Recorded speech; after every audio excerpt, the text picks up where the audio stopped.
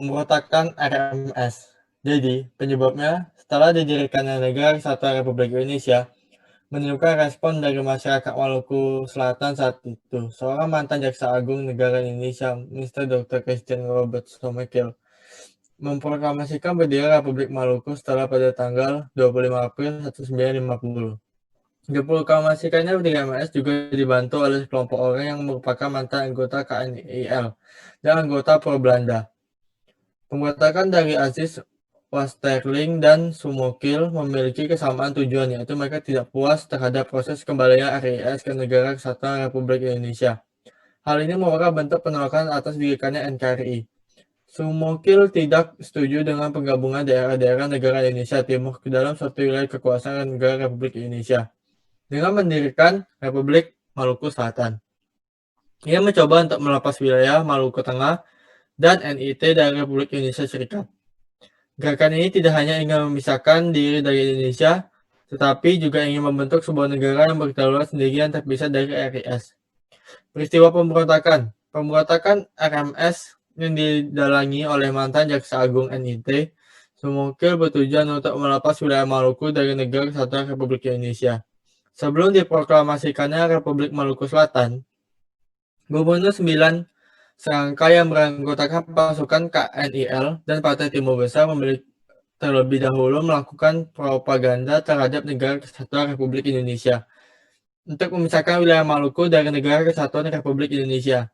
Di sisi lain, dalam Sumokil telah berhasil mengumpulkan kekuatan dari masyarakat yang berada di daerah Maluku Tengah. Sementara itu, sekelompok orang yang menyatakan dukungan terhadap Negara Kesatuan Republik Indonesia diancam dan dimasukkan ke dalam penjara karena dukungannya terhadap NKRI dipandang buruk oleh Sumokil. Pada 25 April 1950, para anggota RMS memproklamasikan berdirinya Republik Maluku Selatan dengan JH Manahutu sebagai presiden dan Albert Warisal sebagai perdana menteri. Para menterinya terdiri dari Mr. Dr. CRS Sumokil, Dr. J. Gaspres, J. Tole, dan SJH Normana. Pada tanggal 27 April 1950, Dr. JP Niko Jubul ditujukan sebagai wakil presiden RMS untuk daerah luar negeri dan berdudukan di Den Haag, Belanda. Sumokil menggantikan Manahutu sebagai presiden rakyat Maluku Selatan. Dibentuk sebuah angkatan perang RMS dan Sersan Mayor KNIL, Dr. Samson, diangkat sebagai panglima tertinggi angkatan perang tersebut. Untuk kepada stafnya, Sumokil mengatakan Sersan Mayor Patiwel dan anggota staf lainnya terdiri dari Sersan Mayor Kastajana, Sersan Mayor Aispa, dan Sersan Mayor. Anggota staf lainnya terdiri dari Sersan Mayor Kastajana, Sersan Mayor Aipisa, dan Sersan Mayor Peter. Untuk sistem kepangkatan mengikuti sistem KNIL.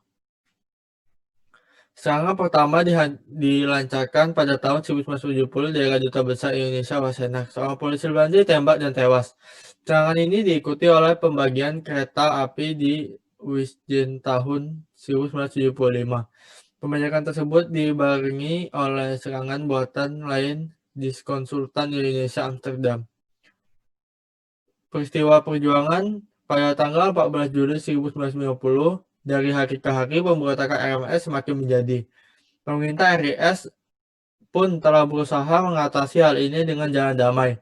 Salah satunya adalah mengirimkan Dr. Lemana. Namun usaha ini ditolak oleh Sumokil. Mereka bahkan meminta bantuan dari luar negeri Belanda, Amerika Serikat, dan Komisi PBB untuk Indonesia.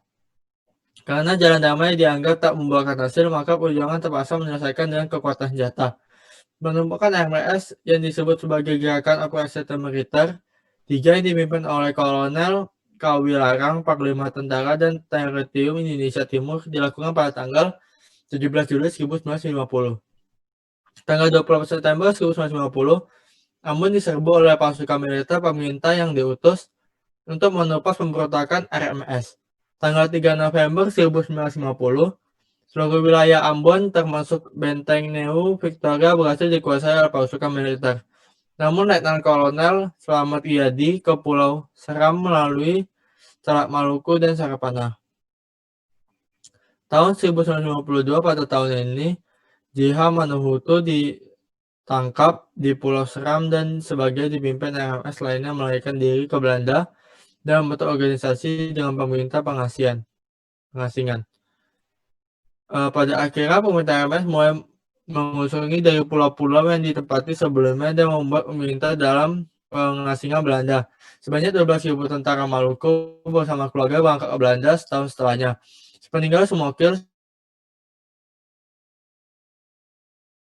penggantikan Sumokil adalah Johan Manusama. Ia menjadi presiden RMS pada tahun 1966 sampai 1992. Peristiwa pemberontakan RMS, kita bisa belajar dari beberapa kesalahan di masa lalu.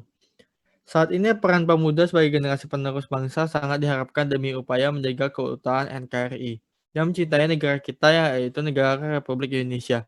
Jadi akan tercipta sistem pemerintahan yang berdaulat dan gerakan-gerakan semacam RMS ini tidak terjadi lagi di Indonesia.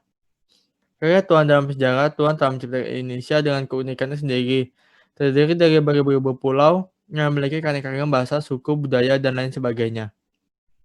Peristiwa RMS ini terjadi sudah atas dalam izin Tuhan. Tuhan menginginkan kita agar kita dapat belajar dari peristiwa ini, sebab Tuhan telah menciptakan Indonesia dan Tuhan ingin agar Indonesia tetap satu dan mempertahankan kesatuan NKRI.